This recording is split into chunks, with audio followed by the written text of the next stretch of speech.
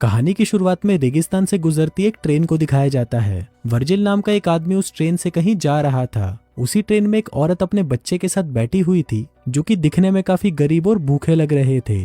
कुछ देर बाद ट्रेन एक जगह पर रुकती है और वर्जिल वहां से जाने से पहले उस औरत को अपना आधा ब्रेड दे देता है। वो जिस जगह पर रुका था वो जगह काफी सुनसान लग रही थी। वर्जिल ने आने से पहले एक गाड़ी बुक की थी, लेकिन वो गाड़ी अब तक वहां पर नहीं पहुंची थी। वर्जिल वहां मौजूद एक इकलौती दुकान में जाता है और दुकानदार से टॉयलेट के बारे में पूछता है। दुकानदार भी उसे अपनी लोकल लैंग्वेज में ही जवाब देता है। वर्जिल को उसने क्या कहा ये समझ में तो नहीं आता, लेकिन वो अंदाजा लगाकर उस दिशा में आगे बढ़ता है। किस्मत से आगे उसे एक टॉयलेट मिलता है। टॉयलेट अंदर से काफी खराब होता है, लेकिन और कोई ऑप्शन ना होने की वजह से वो वहीं बैठ जाता है। कुछ देर बाद वर्जिल की बुक की गई गाड़ी का ड्राइवर कीथ उसे आवाज लगाता है। अगले सीन में वर्जिल और कीथ को कंपाउंड नाम की जगह पर जाते हुए दिखाया जाता है। उन दोनों के बीच में गाड़ी के किराए को लेकर थोड़ी देर हे मूवी के चाहने वालों, हम आपके लिए लेकर आए हैं एक धमाका ऑफर। नेटफ्लिक्स और अमेजोन पर भारी भरकम छूट आपके सामने अभी प्लान लिखे हुए हैं। अगर आपको हमारे प्लान चाहिए तो दिए गए व्हाट्सएप नंबर पर कांटेक्ट करें। नेटफ्लिक्स और अमेजोन जैसे किसी भी प्लेटफॉर्म के लिए संपर्क करें। तक बहस होती है क्योंकि गाड़ी का ड्राइवर उससे किराए की तय कीमत से ज्यादा मांग रहा होता है, और क्योंकि वर्जिल उस जगह पर नया होता है तो उसे उसकी बात माननी ही पड़ती है। थोड़ी देर बाद गर्मी की वजह से वर्जिल एसी बढ़ाने की कोशिश करता है, लेकिन कीथ उसे ये कहकर मना कर देता है कि इससे इंजन का प्रेशर बढ़ेगा और वो बंद भी हो सकता है। अब कुछ देर तक ट्रैवल करने के बाद गाड़ी का टायर पंचर हो जाता है। वर्जिल गाड़ी का टायर बदलने में उसकी मदद करता है। तभी उस जगह दो कुत्ते एक दूसरे से लड़ रहे होते हैं, जिनमें से एक कुत्ता बुरी तरह से घायल हो जाता है। फिर कीथ उनमें से एक कुत्ते को भगा देता है और जो कुत्ता बुरी तरह से घायल हो गया था उसे वो एक दर्दनाक मौत देता है। टायर बदलने के बाद वो दोनों फिर से अपनी डेस्टिनेशन की तरफ बढ़ने लगते हैं। कुछ देर बाद रात में अंधेरा होने की वजह से वो दोनों वहीं पर रुकने का फैसला करते हैं। बातों ही बातों में ड्राइवर वर्जिल से कंपाउंड जाने की वजह पूछता है, क्योंकि उसके मुताबिक उस जगह पर बहुत कम लोग जाते हैं। वर्जिल उसे बताता है कि उसने नौकरी का एक विज्ञापन देखा था, इसलिए वो वहाँ पर एक नई जिंदगी शुरू करने जा रहा है। अगली सुबह दोनों उस जगह से आगे बढ़ते हैं और इस बार गाड़ी वर्जिल चला रहा था और कीथ आराम कर रहा था। कीथ सो रहा था, इसलिए वर्जिल एसी की स्पीड बढ़ा देता है, लेकिन उससे गाड़ी के इंजन पर प्रेशर पड़ता है और गाड़ी बंद हो जाती है। फिर कीथ को वर्जिल की हरकत समझ आते ही वो वर्जिल को काफी खरी खोटी सुनाता है। फिर जब कीथ गाड़ी के इंजन को ठीक कर रहा होता है तब वर्जिल पास में ही टहल रहा होता है। तभी थोड़ी ही दूर उसे कुछ अजीब तरह का पत्थर दिखाई देता है। जब वो उसे पास जाकर देखता है तो उसे पत्थर पत्थर नहीं बल्कि सोने जैसा है ये समझ आता है। वो तुरंत कीथ को आवाज लगाता है। कीथ बताता है कि अगर ये पत्थर जलाने के बाद काला पड़ा तो समझ जाना कि ये कोई सोना नहीं बल्कि सिर्फ एक पत्थर है। हालांकि उस पत्थर पर लाइटर से आग लगाने के बाद भी वो पत्थर अपना रंग नहीं बदलता, जिससे ये साफ हो जाता है कि वो सोना ही है। इसके बाद वो दोनों उस जगह सोने के पत्थर को बाहर निकालने के लिए वहां खुदाई करते हैं, लेकिन वो सोने का पत्थर काफी बड़ा होता है और साथ ही जमीन के काफी अंदर तक धंसा होता है। इस वजह से काफी मेहनत करने के बाद भी वो दोनों उसे हिला तक नहीं पाते।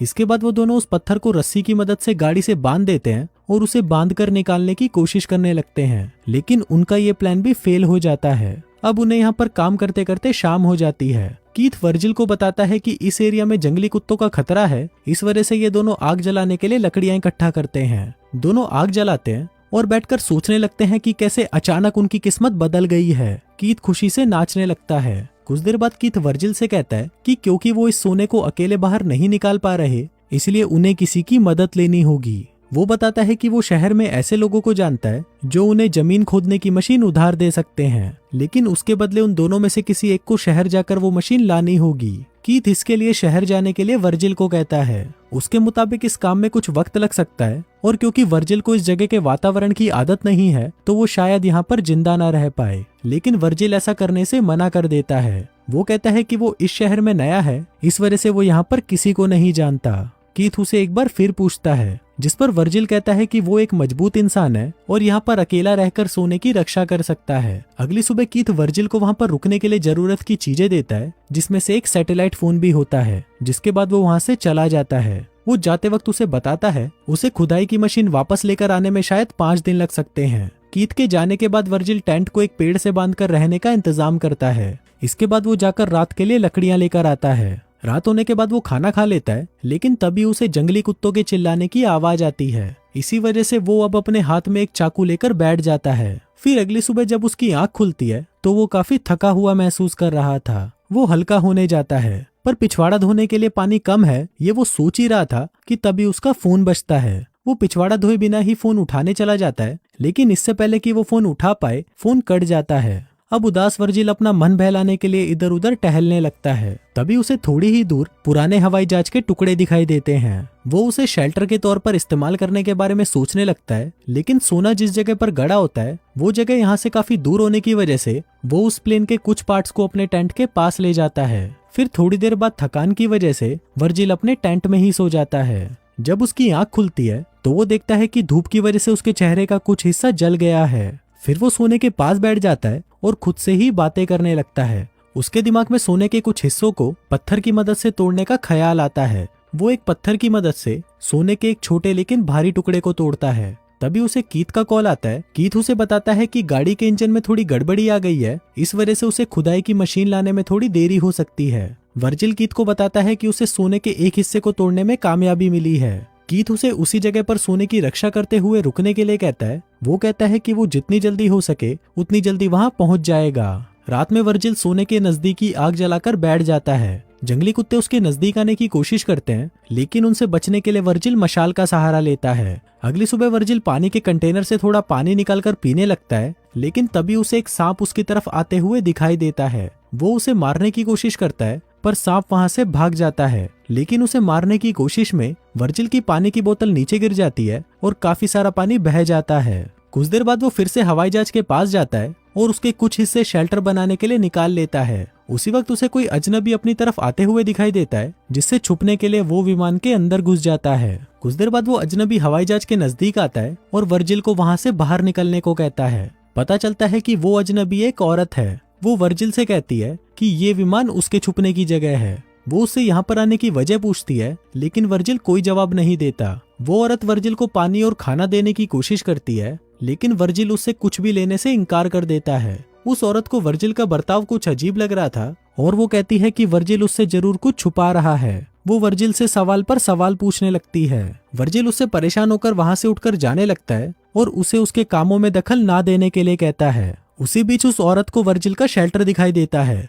वो उसके शेल्टर को तोड़ने लगती है और उसे वहां से जाने के लिए कहती है। वर्जिल को उसकी इस हरकत से बहुत गुस्सा आता है और वो उसे वहीं पर जान से मार डालता है। इसके बाद वो उसके पास जो भी जरूरत की चीजें थी वो उन्हें अपने पास रख लेता है और उसके शरीर को पास ही दफना देता है। लेकिन कुछ देर बाद एक जंगली कुत्ता उसके शरीर को गड्ढे से निकालकर खाता हुआ नजर आता है। वर्जिल उसे वहां से भगाता है और उस औरत के शरीर को वहां से घसीटकर थोड़ा दूर लेकर आता है। इसके बाद वो उसके शरीर को जला देता है, लेकिन ये सब करते वक्त उसकी आंखों में आंसू आने लगते हैं। शायद थोड़ी देर के लिए उसके अंदर का इंसान जाग गया होगा। अगली सुबह फोन की आवाज से उसकी आंख खुलती है। कीथ उसे कहता है कि उसे खुदाई की मशीन मिल चुकी है, लेकिन उस मशीन का वजन ज्यादा होने की वजह से उसे आने में थोड़ा टाइम लगेगा। वर्जिल ये सुनकर रोने लगता है। कीथ उसका हौसला बढ़ाता है और उसे कुछ वक्त के लिए इंतजार करने को कहता है। फिर वर्जिल को उसके पास से एक ट्रक जाता हुआ दिखाई देता है, लेकिन सोने का लालच उसे वहां से जाने की परमिशन नहीं दे रहा था। वो रात के लिए कुछ लकड़ियां इकट्ठा करता है, लेकिन तभी उसे एक रेत का तूफान उसकी तरफ आता हुआ दिखाई देता है। वो उससे बचने के लिए अपने शेल्टर की तरफ भागने की कोशिश करता है,